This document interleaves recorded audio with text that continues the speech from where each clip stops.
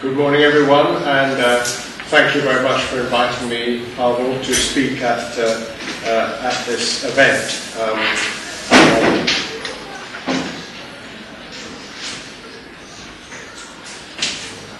My title makes, or at least implies, two statements.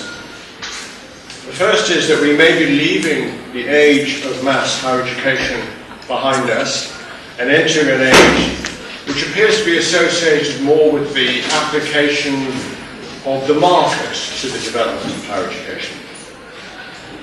And the second statement implied in my title is that despite that, there's still an awful lot of uncertainty about what form this new age of market higher education might take. Will it simply be an extension of the mass higher education that has developed since the 1960s? Or will it represent a kind of radical rupture from the patterns with which we have become so familiar? Or to put it another way, perhaps a more polemical, more ideological way, will it, as my title say, represent a true transition, a new transition, or a false dawn?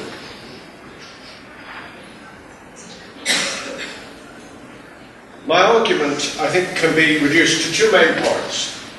The first will be that mass higher education was fashioned in a kind of post-war, political, social, and most of all cultural environment, which attracted a whole range of labels, the most popular of which, I suppose, was the welfare state or the social market.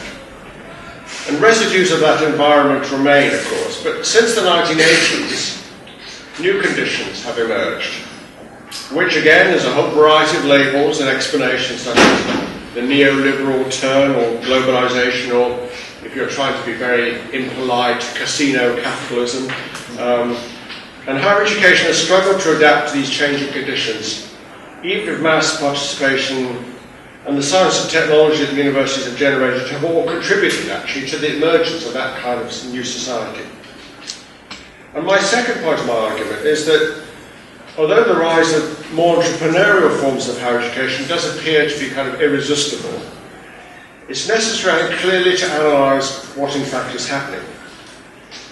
In one sense, I suppose, the label market higher education seems to be the best shorthand description of a whole kind of collection of apparently related phenomena: the increase in institutional autonomy at an operational, perhaps not an intellectual level, corresponding rise of managerialism in universities that has been forced on universities by, in a sense, by their greater autonomy. They need to elaborate management structures.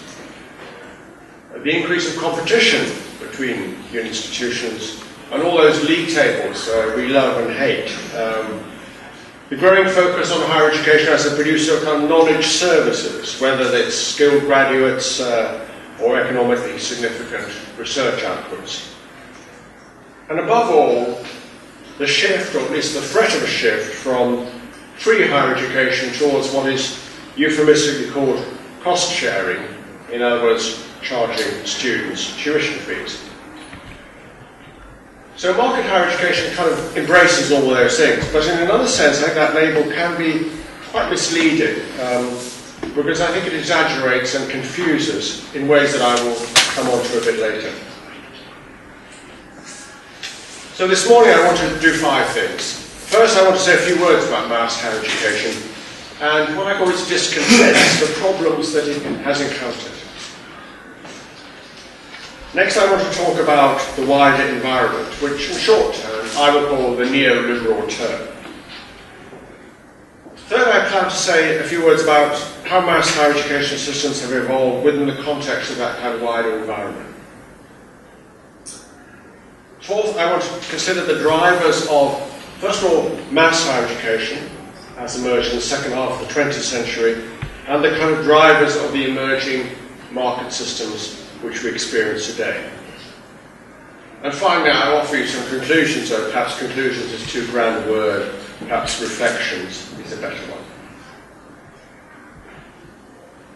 My first topic, therefore, is mass higher education and its discontents. In short, what has gone wrong? In one sense, of course, nothing has gone wrong. Almost no one argues that we should return to the low participation elite university systems of the past. Although some may be struggling, I think, kind of surreptitiously to recreate the old hierarchies, be it traditional, classical, actually research-intensive universities, and other more vocational forms of advanced further education under kind of various banners of diversity or differentiation. But it's still difficult, I think, to escape the impression that some of the hopes of the kind of the prophets, the advocates of more open and more democratic systems of higher education in the 1960s, these hopes have to some extent been frustrated. So I come back to what has gone wrong. Well, here I would emphasize 3 points.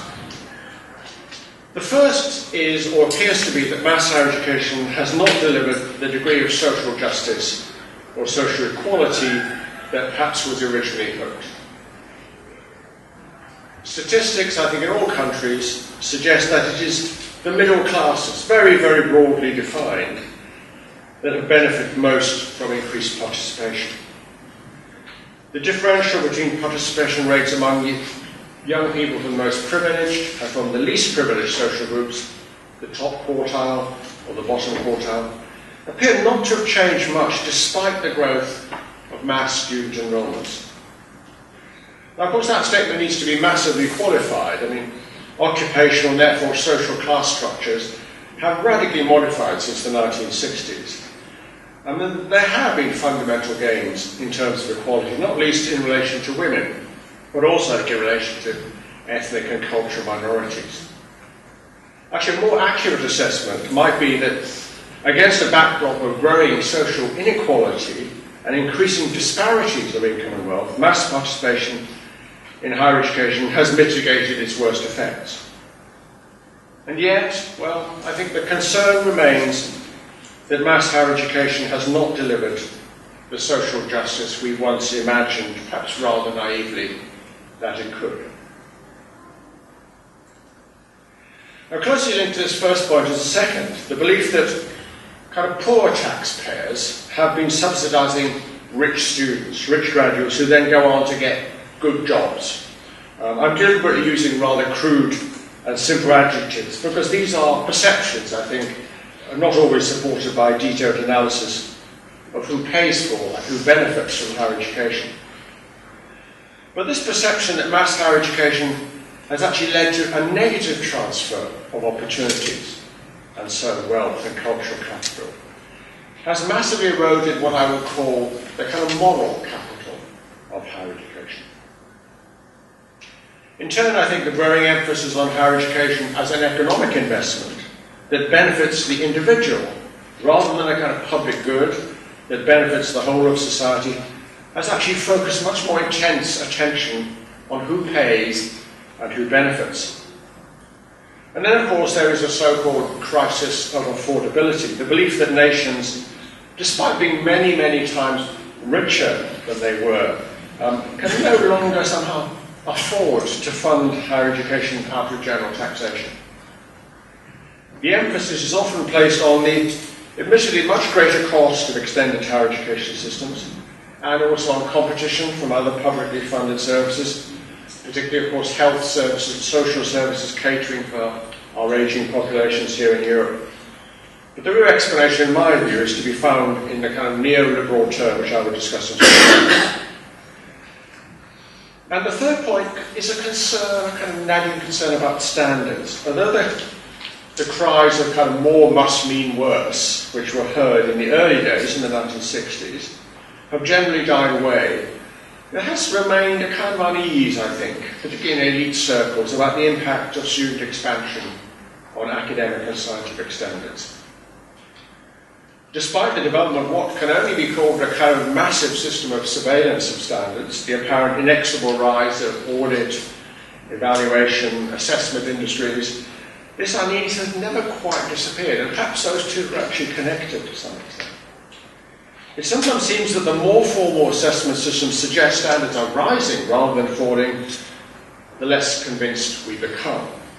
Rather, as risks, as defined by people like Ulrich Beck, continue to proliferate the more we try to manage them. And two forces are at work here first. I think The first is the fear that even if standards are stable or even rising in absolute terms, in comparative terms, they are kind of falling because we are engaged in a kind of intense global competition. Europe, North America, East Asia, South Asia, and so on.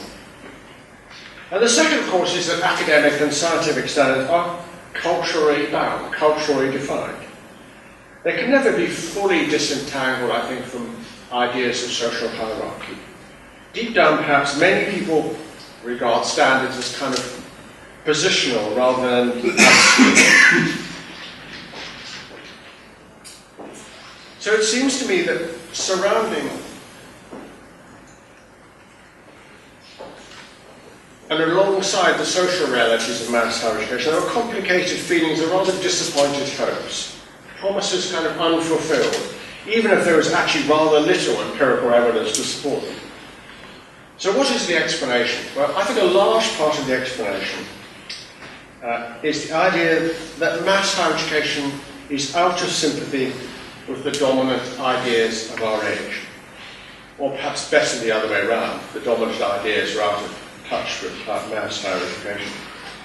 The kind of changes in the external environment that have gathered force since the 1980s. In short, the kind of neoliberal turn. Now clearly I don't have time to go into this topic in any great detail, but I believe it's important to emphasize its significance. Too often higher education researchers, higher education practitioners, perhaps policymakers, seek explanation for change within what I would call a kind of rather internalist kind of framework. In other words, the pressures for change that emerge from within the higher education system itself. At least as much emphasis, in my opinion, needs to be placed on kind of externally facing explanations. Larger changes are taking place in wider society, the economy, culture, that make change in higher education inevitable, not just in a kind of practical, kind of structural sense, but in a more kind of cultural sense of mentalities. The world out there is changing, and so must we, it seems. Now, of course, this contrast between internal and external frameworks for explanation is really artificial, not least because the emergence of mass higher education systems themselves is one of the most dominant contemporary social phenomena in many societies. It's mainly, I think, a question of perspective. Now, it's easy enough to list some of the aspects of the neoliberal turn. I only mention those which I regard as the most important and most relevant to my subject today. The first is the shift from a kind of post-war welfare state forged in the shared memories and kind of solidarities of World War economic depression here in Europe to the kind of what is sometimes called the market state. And this has comprised both structural and cultural change. The structural changes included the retreat from high levels of personal taxation, which were once accepted and are no longer accepted, and therefore the consequent increase in state borrowing and the impact of that borrowing on financial markets. So a set of complex relationships there. And the shrinking of publicly funded services. The second, the cultural explanations, include the redefinition, I think, of the core purpose of the state. It's in a shift from the kind of traditional idea of the state as embodying the public good to the idea of the state as kind of both a regulator but also as a kind of customer. The second aspect of the neoliberal turn, of course, is globalization, which is actually much, much older and much more complex than often suggested by contemporary, rather overexcited accounts of globalization. It's older because, of course, world societies have existed in past history, and also because global markets have existed at least half a millennium, probably much longer. And it's more complex because the interaction between global brands and local cultures are highly nuanced. And also because there are many forms of globalization, several of them at odds with the apparently dominant free market geopolitical form which is written about most. Violently so in the case of fundamentalism and terrorism, which have legitimated the kind of frightening contemporary phenomenon of the national security state. I could go on with that, but I won't. One of the impact of the discourse about globalization has been to regard not only all goods, but also, in a sense, all services as tradable commodities. And the third aspect of the neoliberal turn, which I want to just mention, is the revolution in communication. Or as I would prefer it, kind of cultures of communication. Once again, there are many strands, the kind of the mediatized, the kind of intense media kind of involvement in politics. Politics as celebrity, politics as brand, and so on. The erosion of traditional literacies, pessimists would even say the death of the word, the death of logos. I mean, we experience it all the time with our students. They kind of tweet when we're listening, when they should be listening when we're actually lecturing to them. The creation of virtual communities, I mean, highly beneficial, of course, in the case of science, but less so, I would say, in the context of kind of cyber crime or cyber sex and so on. The hollowing out of traditional institutions, such as political parties or trade unions, which seem to be in decline, and kind of flat and kind of instant linkages that have replaced kind of top-down or even sometimes bottom-up activist hierarchies. I could go on.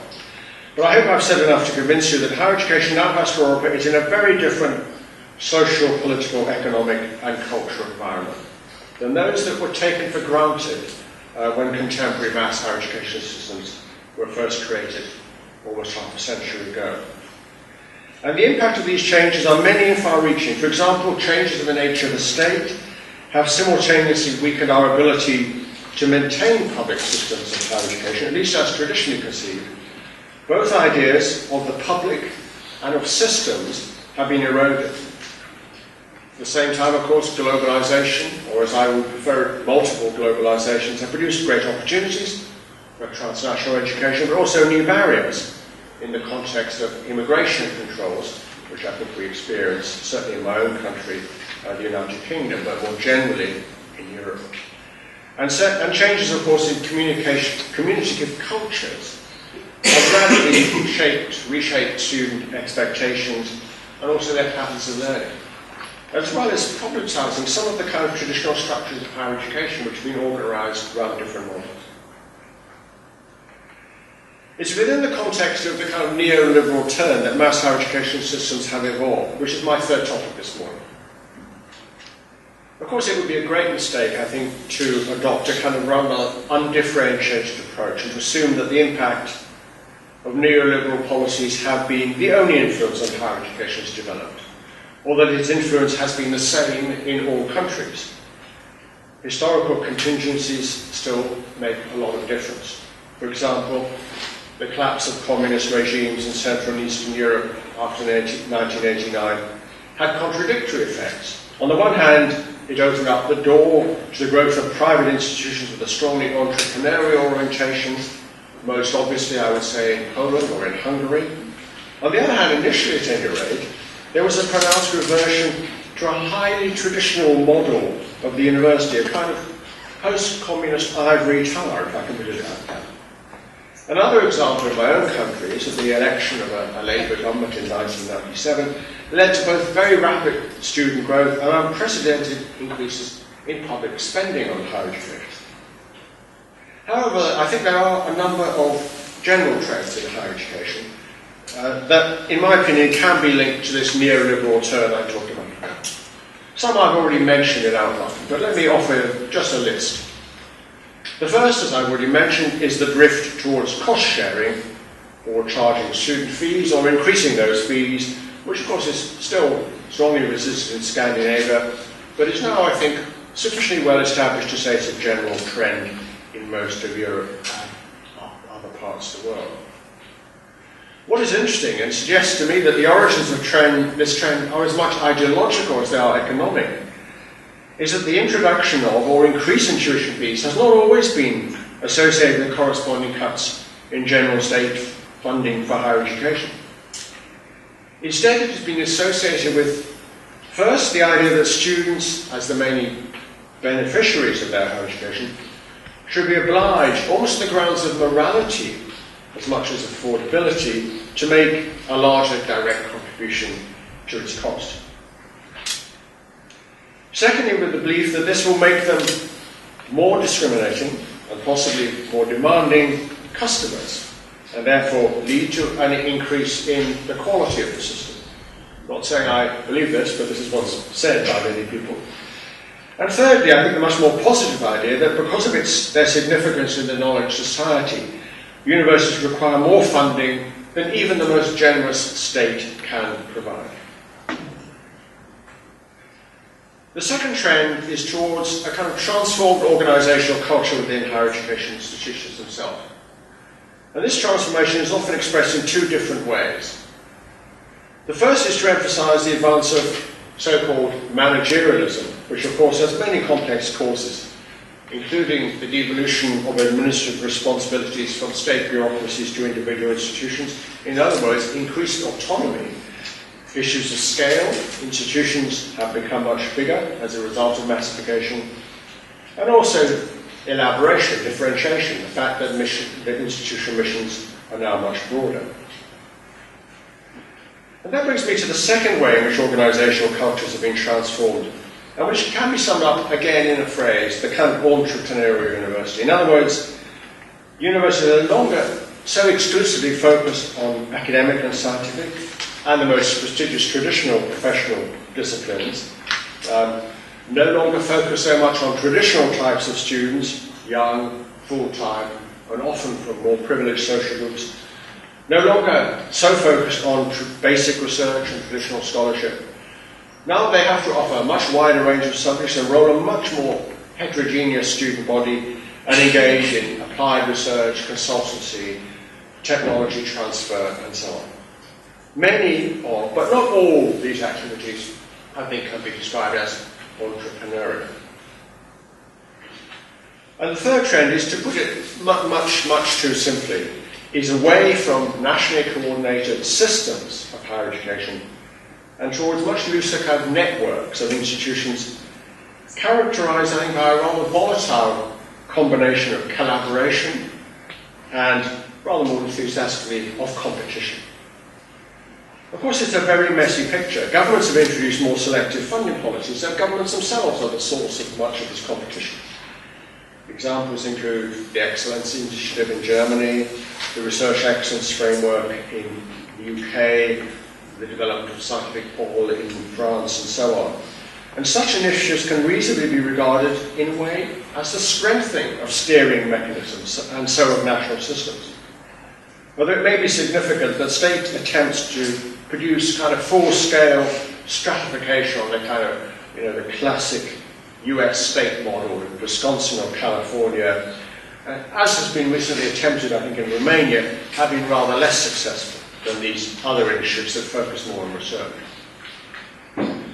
More emblematic of our age, I think, has been the emergence of less formal groupings, for example, of research-intensive universities on an international basis, and also the growing popularity of rankings and league tables, clearly linked to the management of brands within this kind of quasi-market environment. And the fourth trend, about which I must argue in a rather more tentative way, is the emergence of new student cultures.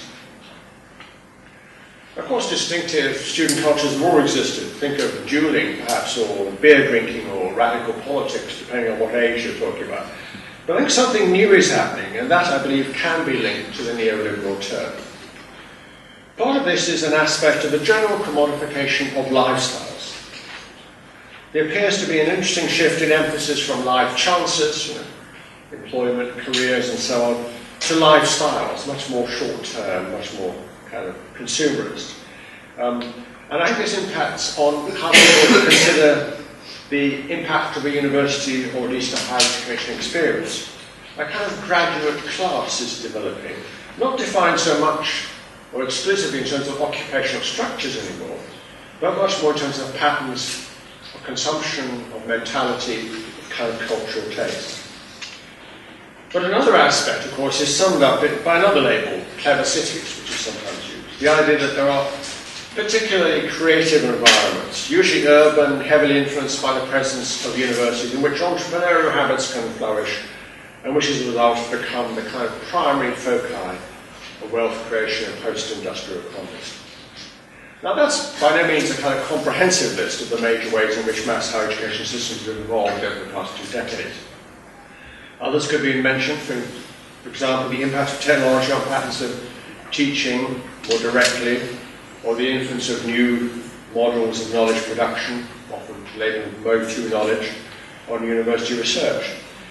The interesting question, in my view, is whether these cumulative changes should be assessed as a kind of organic, a kind of natural evolution from the original forms of mass higher education established in the 1960s and 1970s, or as a deviation from them, a kind of paradigm shift. And arising from this first question is a second. Whether it's best described in terms of evolution or deviation, whichever label you want to choose, can these new forms best be described in terms of the emergence of a market in higher education? And to answer these questions, I think it's necessary to look at the drivers of development in higher education, which is my next topic. The drivers of mass higher education, and now its potential successor, market higher education, are many and varied. I mean, they range from changes in the deep structure of society and the economy, through cultural shifts, what might be called collective mentalities and so on, to the ebb and flow of ideological fashions and political reforms on the surface of it. All I can say this morning is to try and suggest some of the key drivers. So let me consider those of mass higher education first. The first is the growth of higher education, which is regarded in many countries as the next stage in an educational revolution that had been underway since the 19th century. First, universal and compulsory systems of primary or elementary education were established. Then these were extended to the secondary phase, when universal attendance replaced selective attendance at lycées, gymnasia, grammar schools, and so on. This happened in most countries in the kind of first half, the middle of the 20th century. And the next logical step was to extend this to higher education. And this narrative of educational progress or revolution was very influential, I think, in shaping the formation of mass higher education systems. It's also relevant that a kind of major role of universities, of course, was to produce graduates who would become school teachers, especially in the more elite secondary school.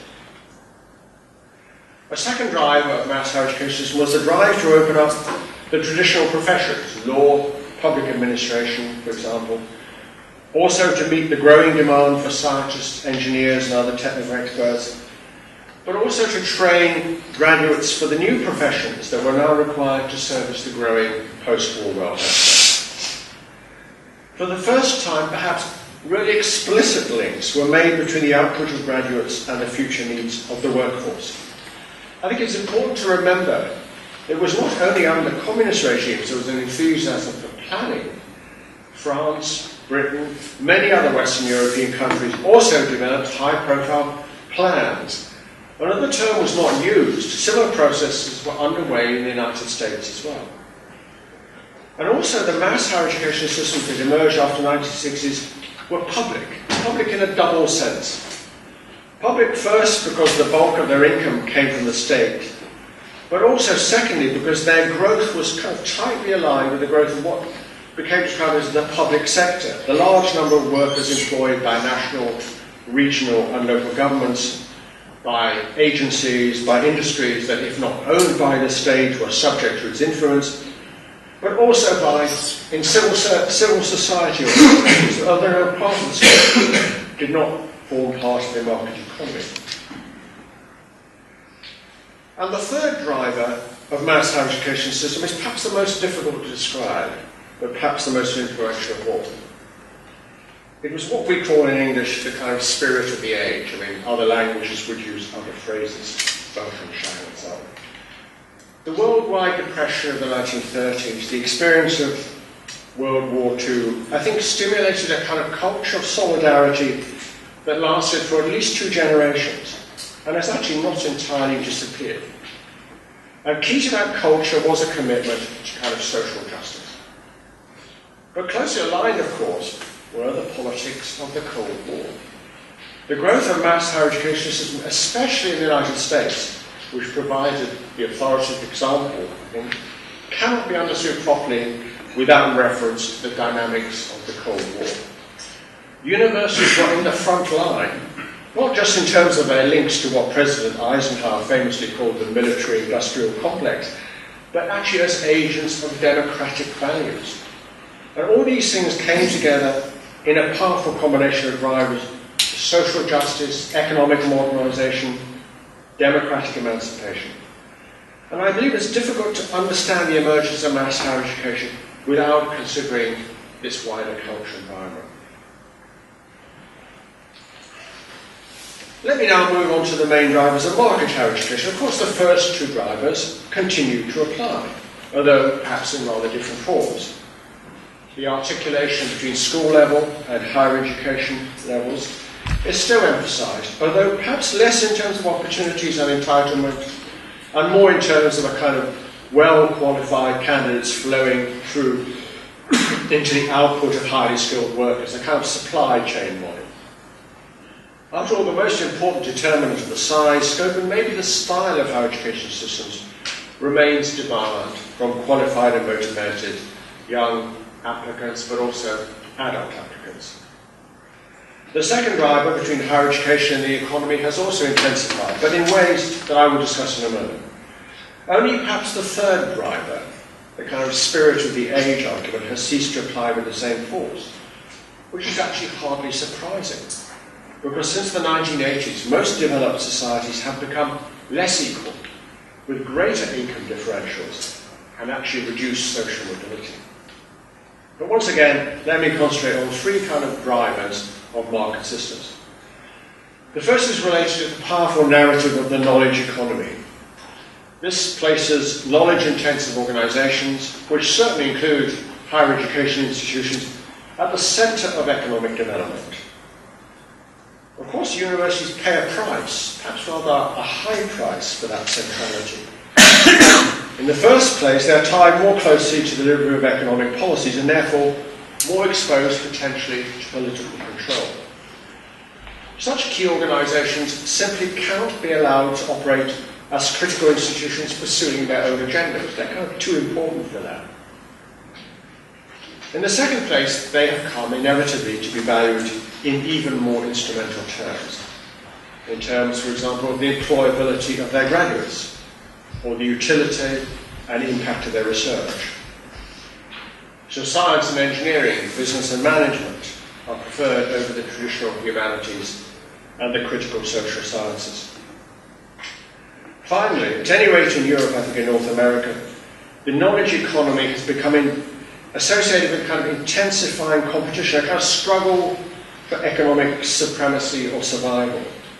Metaphors of war are often used, tinged with premonitions of decline. The second driver, I think, is the realignment of higher education with consumption rather than citizenship or culture. At first sight, this may seem strange because the knowledge economy narrative emphasizes the role of higher education as a producer.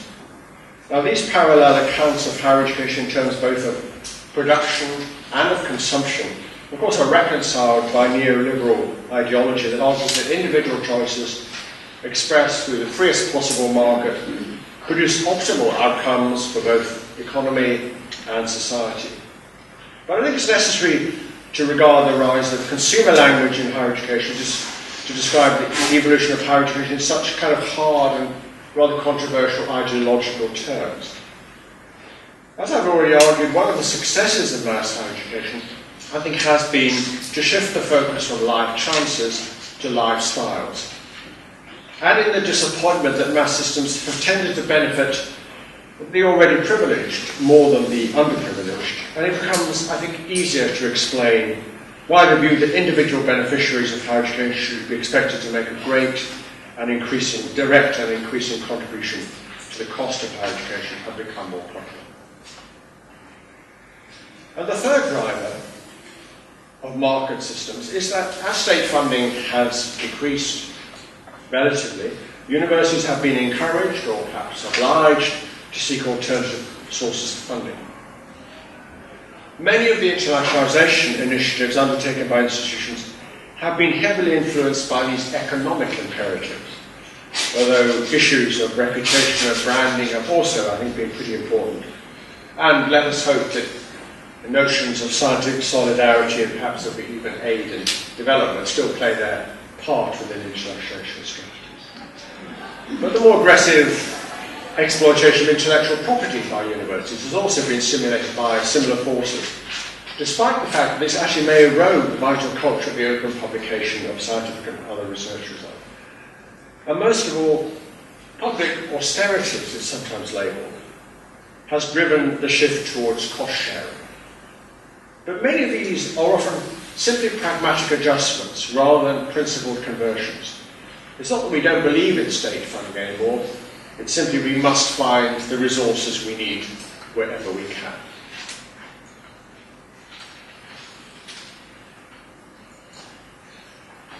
It's now time, I think, for me to bring the kind of threads to my argument and reach some kind of conclusion. The questions I set myself at the start of my talk were, first, is it right to characterize the recent development of higher education as a shift from mass higher education driven by social imperatives, although of course economic drivers were always important, to kind of market higher education driven more by economic than by social imperatives? Whether that is expressed, those economic drivers are expressed in terms of consumption by individuals or the production of highly skilled workforce and useful research. Secondly, if it is right to talk of a shift from mass to market higher education, does it represent an evolutionary change or a paradigm shift? And if it is a paradigm shift, will it prove to be irresistible? Or will the deep structural forces that produce mass higher education in the decades after 1960 reassert themselves? My first conclusion is that we cannot rely on largely internal accounts of higher education policy and development to provide the answers to these questions. Although, as I've argued, there have been frustrations, even disappointments with what mass higher education has been able to achieve, especially in terms of more equitable access and outcomes, these frustrations and outcomes and disappointments are not in themselves, I think, enough to explain the changes that we have observed. To be blunt, mass higher education is not a broken system. So to explain these changes, we need to look much, much more broadly at political and cultural shifts, what I had called this morning the neoliberal term. I don't have time this morning to consider whether the emergence of an ever more tightly integrated global economy makes some degree of economic liberalisation and consequently perhaps increasing social inequality, whether it makes those inevitable, or whether welfare state societies are incapable of generating economic growth. Although I personally consider the neoliberal term to be a rather contingent phenomenon, a kind of revolution in mentalities rather than a kind of deeper structural phenomenon. That's my first conclusion. We have to look externally for many of these explanations. My second conclusion is that there are many elements of continuity between mass and market systems of higher education. Mass higher education systems always had a strong economic rationale, as I said, and competition and rivalry between national systems and even individual institutions was always strongly entrenched. To that extent, market higher education is perhaps merely intensifying existing trends. Also, and perhaps it's not such an element of continuity, mass higher education systems, it could be argued, were in a sense freer than market systems. Despite the fact they enjoyed they got the bulk of their income from public funding, or even if they remained formally part of state bureaucracies, they tended to enjoy a lot of de facto autonomy, certainly in the academic and scientific and intellectual domains. As far as the core business of teaching, less so research, which we've always tried to manage, whether national or institutionally, concerning the core business of teaching, universities were left pretty much alone. Now, market systems, in contrast, I think suffer from a degree of politicization as the state has flexed its new regulatory muscles. Also, I think it's important to remember that markets, in a way, are totalizing environments. No one, no organisation can stand outside them. Now, this leads to my third conclusion, that in the case of market higher education, we're generally not talking about the operation of classical free markets. Rather, we are often talking about the provision of public services through new channels. Public resources are flowing in different ways, typically through students, rather the voucher system, I think, rather than directly to institutions, and on different conditions, sometimes on more onerous and more detailed conditions. I've already mentioned the impact of the so-called regulatory state, aided and abetted by the ever-expanding audit industry of evaluation and assessment, league tables, benchmarks, targets. But a kind of equally significant phenomenon, I think, is the growing fuzziness between the domain of the state and the domain of the market.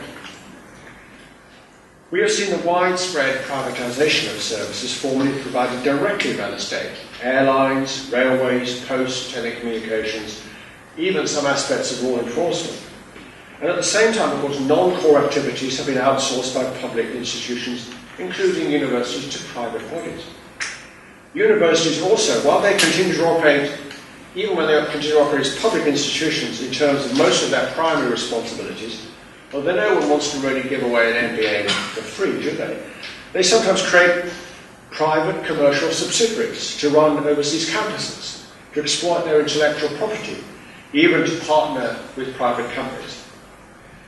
And I think the result of all this is a great confusion of roles and responsibilities. One of the most dynamic sectors of the post-industrial neoliberal economy is precisely this rather confusing borderland between the state and the market. I'm leaving aside for the moment banking and financial services. But whether, because of the degree of political involvement and public regulation, this borderland of privatized industries and outsourced services is perhaps better described as a kind of extended state, a parastate, as Labour call it, or as part of the market, I think it's a very interesting question. But I'm sure of one thing: it is this, within this kind of half-state, half-market environment, that market systems of higher education are going to develop. So what is my answer to my own question? Is market higher education a false dawn or a new age?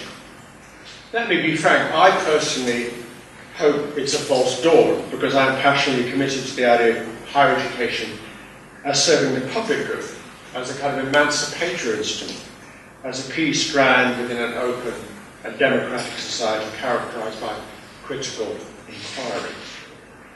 But I believe that my own analysis suggests that it may be actually rather misleading, either to draw too sharp a contrast between mass and market forms of higher education, or to exaggerate the degree of marketization that is actually underway. So perhaps for neoliberal enthusiasts, market higher education is likely to prove a false dawn, a kind of disappointment. For the rest of us, certainly for me, for that very reason, it may prove to be less of a paradigm shift or threat than we sometimes, in our darker moments, imagine. Thank you for listening.